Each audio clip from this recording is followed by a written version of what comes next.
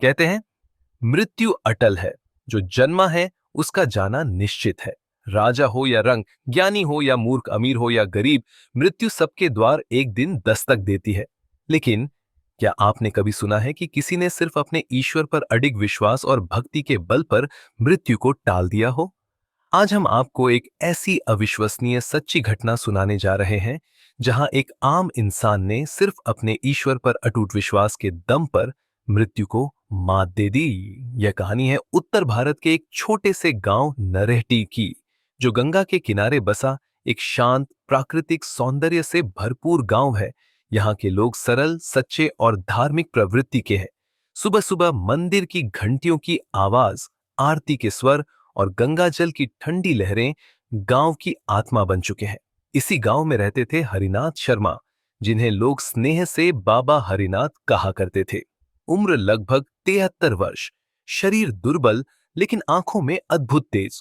बाल पूरी तरह सफेद हो चुके थे, लेकिन उनके मन में ईश्वर के प्रति जो आस्था थी, वह एक बच्चे जैसी निष्कलंक थी। हर दिन सुबह 4 बजे वे अपने घर से निकलते, गंगा किनारे जाते, स्नान करते और फिर घंटों तक राम नाम का जाप करते। उनकी दिनचर्या में कभी कोई अंतर नहीं आता था। चाहे आंधी आए, बारिश हो या कड़ाके की ठंड, उनकी भक्ति, उनकी साधना, उनका समर्पण, सब कुछ विलक्षण था। गांव वाले उन्हें कभी कभी टोकते, बाबा अब उम्र हो चली है, शरीर को आराम भी चाहिए। हरिनाथ मुस्कुरा देते, जब तक ये सांस चल रही है, प्रभु का नाम चलता रहे, यही मेरी पूजा है, यही मेरा विश्राम है। हरिनाथ का झुकाव बचपन से ही ईश्वर की ओर था। उनके पिता एक पंडित थे और मां अत्यंत धार्मिक महिला। उन्होंने बहुत छोटी उम्र से ही भजन, कीर्तन और शास्त्रों का अध्ययन शुरू कर दिया था। 10 साल की उम्र में ही उन्होंने रामचरितमानस कंठस्थ कर लिया था। 12 वर्ष की आयु में उन्हें एक गंभीर बुखार हुआ था, जिसमें डॉक्टरों ने जवाब दे दिया था। लेकिन मां ने हार नहीं मानी। उन्होंने तुलसीदास जी की चौपाई पढ़कर उनके शरीर पर जल छिड़का। 3 दिन बाद हरिनाथ आंखें खोलकर बोले, मां, मैंने प्रभु राम को देखा था। उन्होंने कहा था, तू मेरा है, तुझे कुछ नहीं होगा। उस दिन के बाद से हरिनाथ का जीवन पूरी तरह बदल गया। वे जीवन भर सिर्फ राम का नाम जपते रहे। समय बीतता गया, उम्र ढलती गई, लेकिन हरिनाथ की भक्ति और मजबूत होती गई। एक समय ऐसा आया जब उनके परिवार के सदस्य एक एक करके चल बसे। पत्नी का देहांत हुआ, बेटे ने शहर जाकर घर बसाया और कभी लौट कर नहीं देखा। लेकिन हरिनाथ अकेले नहीं थे। उनके साथ था राम नाम का सहारा। वे कहते थे, जब राम मेरे साथ हैं तो कौन अकेला है। दुनिया छोड़ जाए तो चले जाए, पर जो नहीं छोड़ता वो ही सच्चा साथी है। एक दिन की बात है, सावन का महीना चल रहा था।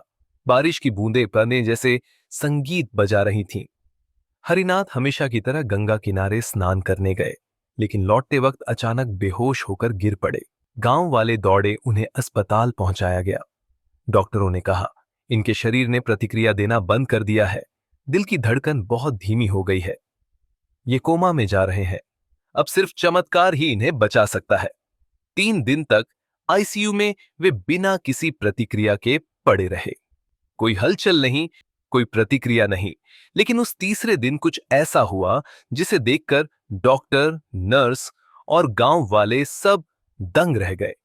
हरिनाथ जब होश में आए तो उनके चेहरे पर तेज था, लेकिन आंखों में गहराई। उन्होंने जो बताया वह किसी रहस्य से कम नहीं था। मैं एक अंधेरे सुरंग से गुजर रहा था, चारों ओर सन्नाटा था, लेकिन मेरे होठों पर राम नाम चल रहा था। सुरंग के अंत में एक द्वार था, विशाल और चमकदार। वहां स्वयं यमराज खड़े थे। उनके हाथ में मृत्यु की सूची थी।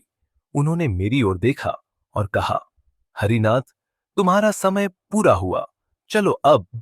मैंने झुककर निवेदन किया, हे यमदेव, मैं आपकी आज्ञा में हूं, लेकिन एक बार प्रभु श्री राम का नाम जप लेने दीजिए, उसके बाद मैं बिना किसी विरोध के आपके साथ चल पड़ूंगा। यमराज कुछ क्षण रुके, बोले, राम का नाम मृत्यु के पहले। मैंने कहा, मृत्यु क्या है, जब राम नाम मेरे साथ है और तभी अचानक प्रकाश की तीव्र लहर चारों ओर फैल गई। एक मधुर स्वर गूंजा, हरिनाथ मेरा भक्त है, जो अंतिम क्षणों तक मेरा नाम जपे, मृत्यु उसे छू भी नहीं सकती। उसे अभी लौटना है, लोगों को मेरी भक्ति का प्रमाण देना है।